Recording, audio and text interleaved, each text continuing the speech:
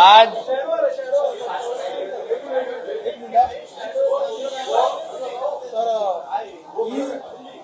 ही summit पार पडलेली आहे आणि तुमची एक मोठी मागणी होती एलईडी फिशिंग संदर्भातली. केंद्रीय मंत्र्यांनी स्वतः सांगितलेलं आहे अशा प्रकारच्या एलईडी फिशिंग वरती बंदी आणण्याची सक्त गरज आहे. पहिली प्रतिक्रिया काय तुमची? आज सागरी किनारपट्टी असलेल्या सगळ्याच राज्यांची भेट केंद्रीय मत्स्य मंत्री बागेलजी आणि राज्यमंत्री यांच्या सगळ्यांच्या उपस्थितीमध्ये आत्ताच पार पडलेली आहे. महाराष्ट्र सरकार आणि मत्स्य व्यवसाय खातं या पूर्ण कार्यक्रमाचं यजमानपद आम्ही भूषवलेलं आहे आणि या कार्यक्रमामध्ये केंद्रीय मंत्र्यांकडे आणि भारत सरकारकडे महाराष्ट्र राज्याचा मत्स्य व्यवसाय मंत्री म्हणून मी काही मागण्या केलेल्या आहेत. प्रामुख्याने एलईडी फिशिंग संदर्भात भारत सरकारने जे काही नियम लावलेले आहेत ते नियम अजून कडक करण्यात यावेत. कारण का एलईडी फिशिंग पूर्ण पद्धतीने बंदी असताना पण किनारपट्टीवर चालू असलेली एलईडी फिशिंग त्या संदर्भात भारत सरकारने कडक नियमावली तयार करावी आणि एलईडी फिशिंग पूर्ण पद्धतीने बंद कशी होईल यावर लक्ष घालावं. एक दुसरी मागणी म्हणजे किनारपट्टीवर राहत असलेला आमचा मच्छीमार समाज ज्यांच्यावर सातत्याने टांगती तलवार असते सीआरझेडच्या नियमामुळे आणि त्यांना सातत्याने नोटीसेस दिले जातात की त्यांनी किनारपट्टीवर असलेले त्यांचं घर जे आहे त्याला डिपार्टमेंटवरून त्याच्यावर कारवाई होणार. म्हणून ह्याबद्दल भारत सरकारने जसं प्रधानमंत्री आवास योजना तयार केलेली आहे, आदरणीय प्रधानमंत्रीजीने प्रत्येकाला घर हा जो हेतू ठेवून असंख्य आणि लाखो लोकांना आतापर्यंत घरं दिलेली आहेत. त्याच अंतर्गत किनारपट्टीवर असलेला जो आमचा मच्छीमार समाज आहे त्यांच्या घरांना पण रेग्युलराइज करण्याच्या दृष्टिकोनातून, अधिकृत करण्याच्या दृष्टिकोनातून, सीआरझेडचे काही नियम शिथिल करण्याच्या दृष्टिकोनातून, गावठण जमिनीचे काही विषय असल्यामुळे भारत सरकारने या बाबतीमध्ये अन्य लोकांना जसं घर देण्याची योजना राबवत आहेत त्याच चौकटीमध्ये, त्याच नियमामध्ये आमच्या मच्छीमार समाजाला पण त्यांचं घर कायमस्वरूपी करण्याच्या दृष्टिकोनातून पावलं उचलावी अशी एक मागणी मी भारत सरकारकडे केलेली आहे. तिसरी म्हणजे आपल्याकडे अनधिकृत मासेमारी जे होते आता अन्य राज्याचे मच्छीमार मंत्री पण इथे आलेले, गुजरात, गोवा, कर्नाटका, त्या राज्यातून जे काही मोठे मोठे ट्रॉलर आपल्या किनारपट्टीमध्ये येतात, पारंपरिक मच्छीमारांवर त्या हक्काची मच्छी घेऊन जातात, तर त्या बाबतीमध्ये पण केंद्र सरकारने कडक भूमिका घ्यावी. चौथी म्हणजे मासेमारीची कालावधी, या बाबतीमध्ये केंद्र सरकारने अन्य राज्यांबरोबर बसून एक कालावधी निश्चित करावी जेणेकरून मासेमारीचं उत्पादन कसं वाढवता येईल त्या दृष्टिकोनातून पावलं उचलू आपण शकतो. हे काही मागण्या मी केंद्रीय मत्स्य खात्यातल्या मंत्र्यांकडे केलेल्या आहेत आणि मला विश्वास आहे आदरणीय प्रधानमंत्रींच्या नेतृत्वाखाली आणि आमचे राज्याचे मुख्यमंत्री देवेंद्र फडणवीस यांच्या नेतृत्वाखाली या सगळ्या मागण्यांकडे सकारात्मक पद्धतीने बघितलं जाईल हा माझा विश्वास आहे. बोला ना. विजय वडेट्टीवारांचं विधान प्रचंड वादग्रस्त चर्चेचं झालेलं आहे. आता पर्यटकांना दहशतवादी जात धर्म विचारून असं मारतील का, इतका वेळ जरी होता का असं प्रश्न. अहो, ज्या काँग्रेसनी ह्या अगोदर काँग्रेसच्या काही माजी केंद्रीय गृहमंत्र्यांनी भगवा आतंकवाद हाही विषय उल्लेख केलेला होता या अगोदर. म्हणून दहशतवादाला रंग नाही अशी बोलण्याची हिंमत विजय वडेट्टीवार कसे करू शकतात? त्यांनी कधी त्यांच्या काँग्रेसच्या नेत्यांचे वक्तव्य पहिल्याचे ऐकले आहेत का? भगवा आतंकवाद हा काँग्रेसच्याच नेत्यांनी दिलेला शब्द आहे. म्हणून आतंकवादीचा आणि काँग्रेसचा डीएनए हा वेगळा आहे असं काय वाटण्याचं काही कारण नाही. मानसिकता एकच आहे. तुष्टीकरांचं राजकारण, हिंदूंचा द्वेष, मानसिकता एकच असल्यामुळे विजय वडेट्टीवार पण त्याच दिशेने चालतायत. मग अशा लोकांना अशा लोकांवर खरं म्हटलं तर देशद्रोहीचा खटला चालवला पाहिजे. बोला. अनेक ठिकाणी मुंबईमध्ये सुद्धा आणि महाराष्ट्रात सुद्धा पहलगामच्या हल्ल्याचे समर्थन केले जाते. नालासोपारामध्ये या संदर्भात गुन्हा दाखल झालेला आहे. पाकिस्तान घटना घडली, नालासोपारला घटना घडली.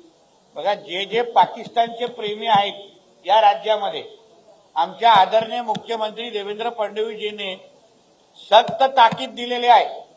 ज्यांना ज्यांना पाकिस्तानवर प्रेम आहे, ज्यांना ज्यांना त्यांना झेंड्यावर प्रेम आहे, त्यांनी तात्काळ बॅग भरून इथून निघून जावं. आमच्या या भारत देशामध्ये अशा या पाकिस्तानी प्रेमीच्या एकाला पण राहण्याचा अधिकार नाही. आम्ही ठेवणार नाही. चुकून बुकून नाव बदलून हिंदू नाव ठेवून अगर कोण राहताना आम्हाला कोणाला सापडलं तर तंगड्या हातात देऊन बाहेर पाठवण्याचा कार्यक्रम घेण्याची वेळ आणू नका. आमच्या ह्या देशामध्ये, आमच्या ह्या महाराष्ट्रामध्ये कुठलाही पाकिस्तानी प्रेमीचा राहण्याचा अधिकार नाही. 1 इंच पण जागा आम्ही देणार नाही. म्हणून ज्यांनी आता हल्लीमध्ये जे काही पाकिस्तानच्या वर विरोध होत असताना ज्यांना पाकिस्तानवर प्रेम उफळून येत आहे ना, निघून जा तुमच्या पाकिस्तानच्या अब्बाकडे, बसा त्याच्या मांडीवर. आमच्या मुंबई महाराष्ट्रामध्ये तुम्हाला जागा नाही. म्हणून वेळेत इथून निघून जावं, नाहीतर हकलण्याची भूमिका, हकलून काढण्याची भूमिका आम्हाला घ्यायला लागेल. 1 मे जवळ आलेला आहे. 1 मेला पालकमंत्री बहुतेक ठिकाणी ध्वजवंदन करतात, झेंडावंदन करतात. राज्यातून 2 जिल्ह्याचे पालकमंत्र्यांचा विषय फार चर्चेचा आहे. आता तो प्रश्न वरिष्ठ पातळीवर चर्चेला आहे. योग्य वेळी योग्य भूमिका आणि योग्य निर्णय होईल. सर, याच संदर्भात होता पहलगाम संदर्भात. या घटनेनंतर ठिकठिकाणी विरोध होते, मात्र काही ठिकाणी मुस्लिमांनाही मारहाण होती फेरीवाल्यांना. अबू आझमी आणि समाजवादी पार्टी उद्या आंदोलन करणार आहे. त्यांचं म्हणणं आहे भारतीय मुस्लिमांना का टार्गेट केलं जातं? अहो, शेवटी भावना आज लोकांची समजून घेतली पाहिजे. लोकांच्या मनामध्ये चीड आहे, राग आहे आणि अशा घटना अगोदर घडलेल्या आहेत आणि त्याच्यामुळे जनसामान्यामध्ये हा एक वेगळा राग आहे. म्हणून तो कधी विविध पद्धतीने बाहेर निघतोय आणि ह्याला खतपाणी टाकण्याचं काम या अबू आझमी सारख्याच लोकांनी आतापर्यंत केलेलं आहे. आंदोलन कसं करतात, जे तुम्ही आतापर्यंत पेरलेलं आहेत ना तेच उगवत आहे. औरंग्याचं प्रेम ह्या महाराष्ट्रामध्ये कोणी सुरुवात केली? ह्याच अबू आझमींनी केलेलं आहे. म्हणून तुमच्या सगळ्या कर्माची फळं हे आता अन्य लोक, तुमच्या समाजाची लोक भुगतायत. तर नवीन शैक्षणिक धोरणामध्ये पाहिलं तर मुघल इतिहासाचा गाळण्याचा जो पहिला टप्पा प्रिंट झाला त्याच्यामध्ये दिसून येत आहे आणि त्या ठिकाणी भारतीय संस्कृती आणि भारतीय तत्वज्ञानाचा समावेश करण्यात आलेला आहे. त्यामध्ये समावेश करण्यात आला. चांगली गोष्ट ना, अभिनंदनाची गोष्ट आहे. आमच्या मुलांना खरं म्हटलं मुघलांचा इतिहास आणि हे कायच्या मुघलांचं प्रेम आतापर्यंत ते दाखवलं जात होतं काँग्रेसच्या पूर्ण कृपेमुळे. त्याला अगर पुसण्याची भूमिका घेत असेल तर कौतुकाची गोष्ट आहे.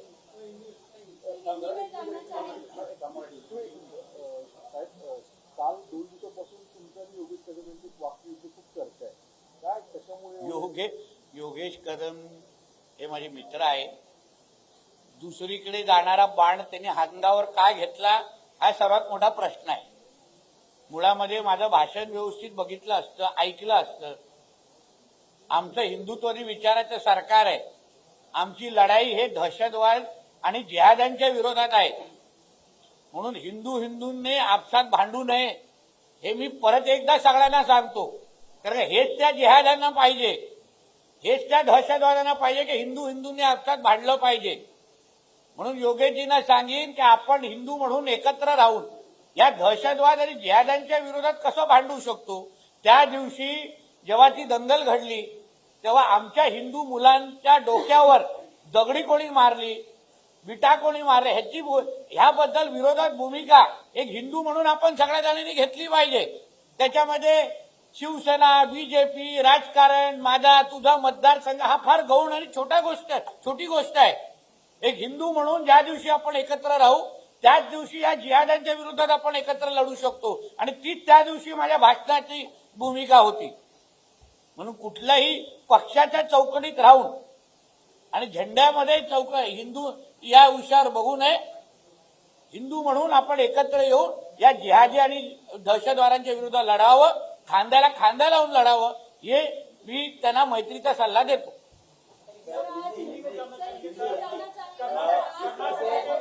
हिंदी में सुनूंगा मगर एक का सुनूंगा ना.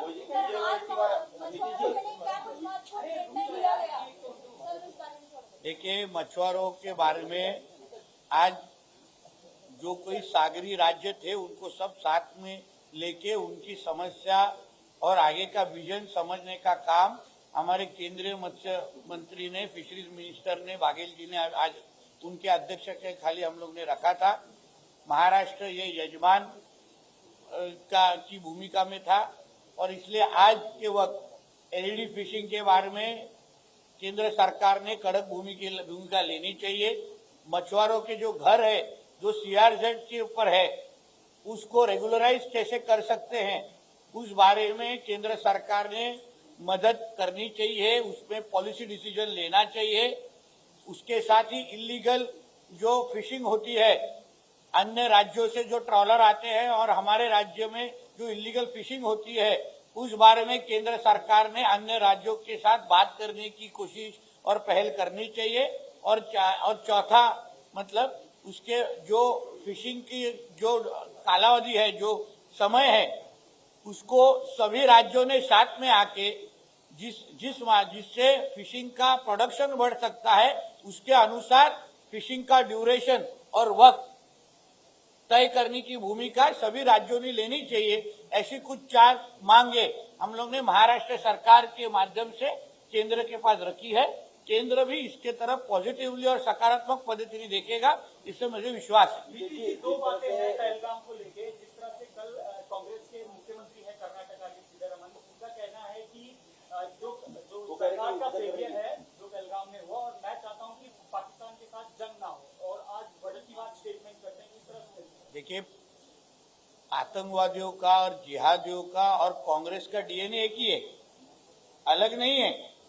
इसके पहले भी जो अभी कुछ कांग्रेस को जो नेताजन बोल रहे हैं कि आतंकवाद को रंग नहीं होता, मगर इसके पहले ही उनके ही गृह मंत्री रह चुके कुछ नेताओं ने आतंकवाद का रंग ये भगवा है, यही तो बोला था. अभी तक आतंकवादियों की जो भाषा ये कांग्रेस वाले ही बोलते आए हैं. पाकिस्तान की भाषा अभी तक कांग्रेस वाले ही बोलते आए हैं. जब पाकिस्तान के खिलाफ कुछ भूमिका किसी ने ली है, सबसे ज्यादा तकलीफ ये कांग्रेस को ही हुई है.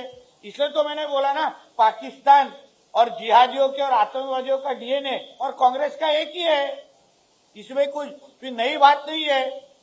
इसलिए ये विजय वडेट्टीवार जैसे लोगों के ऊपर देशद्रोह का गुना लगाना चाहिए. जिन्होंने भी पाकिस्तान का समर्थन किया है ना, उनको हमारे देश में रहने का अधिकार नहीं है. पाकिस्तान की मीडिया बकायदा कोट कर रही है कर्नाटक के मुख्यमंत्री. तो इसलिए ना, तो उनको जो पसंद है वही बोलने की भूमिका ये लोग ले रहे ना. पाकिस्तान के एजेंट बोलेंगे तो गलत बात नहीं है. ये एजेंट ही है पाकिस्तान के, जो यहाँ आके पाकिस्तान की लाल करके उनको भेज दो ना, पैक करो, भेज दो अब्बा के पास उनके.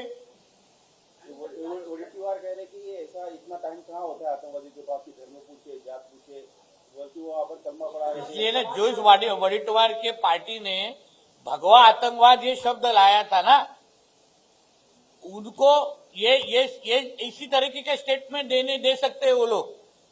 यही कांग्रेस पार्टी के लोगों ने भगवा आतंकवाद ये शब्द लाया था. फिर वो किस मुंह से बोल रहे कि आतंकवादियों को समय नहीं होता. अभी तक जिनके ऊपर, जिनके रिश्तेदारों के ऊपर गोली मारी ना, उन्हीं सभी ने बोला है कि धर्म पूछ पूछ कर गोली मारी जा रही थी।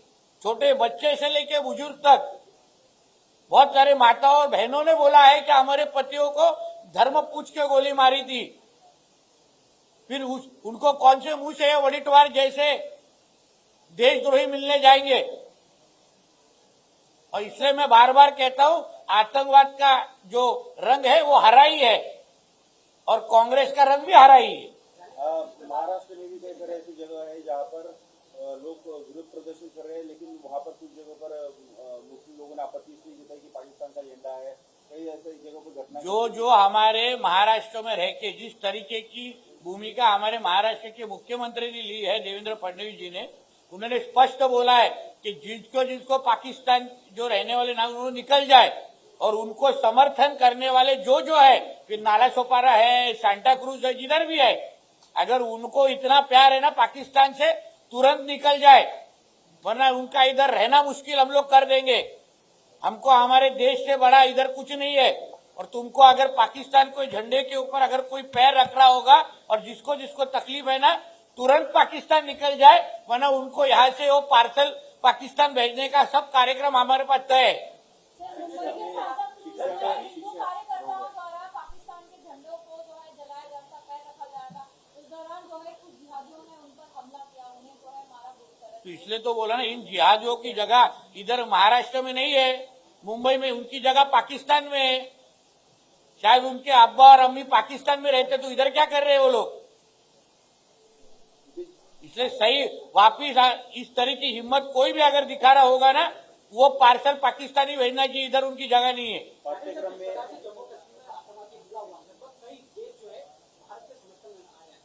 चाइना जो है पाकिस्तान के समर्थन में है। हम देख रहे हैं चाइना की जो प्रोजेक्ट है पूरे भारत भर में, चाइना के इस रवैये को किस तरह देखते हो? देखिए, ऐसा है, चाइना ने हमेशा इस तरीके की ही भूमिका ली है। इसके बारे में हमारी भारत सरकार, हमारे नरेंद्र मोदी जी निर्णय लेने के लिए सक्षम है। चाइना के प्रोडक्ट को बॉयकॉट किया जाए, चाइना के प्रोडक्ट। इसके बारे में हमारी भारत सरकार भूमिका लेगी। सर, पाकिस्तानी नेता भुट्टो को यह बयान आया है कि सिंधु नदी में यह तो जल रहेगा या तो उनका। तो पाकिस्तान के वो जो भुट्टो ने पाकिस्तान में बैठ के ये स्टेटमेंट दिया है ना, हमारे भारत के धरती से अगर ये स्टेटमेंट देगा ना, तो अपने दो टांग पे वापस नहीं जाएगा। तो उसका अगर सच्ची में उसको दम है ना, तो उसको बोलो हमारे भारत में, हमारे महाराष्ट्र में आके वो स्टेटमेंट देके जाए। एनसीईआरटी के पाठ्यक्रम जल्दी अपनी अम्मी याद आ जाएगी उसको। नए पाठ्यक्रम में दीदी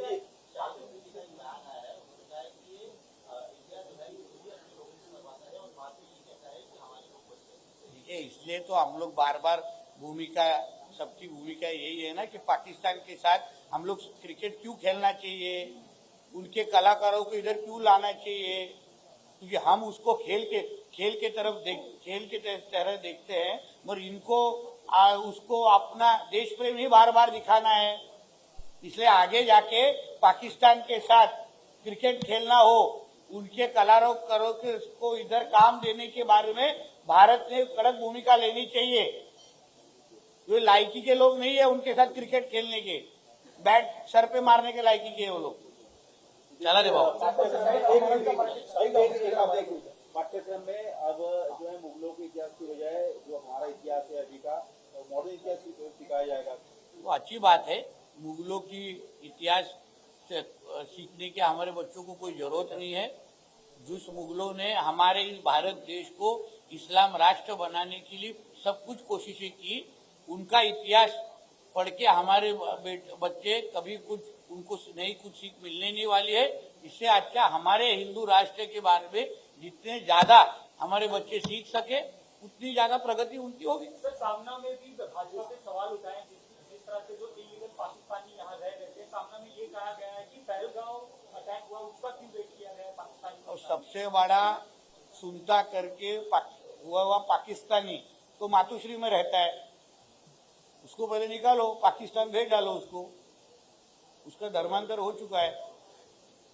तो पुलिस ने पहले जाके कलानगर के मातोश्री में उसको उठा के बाहर भेज देना चाहिए।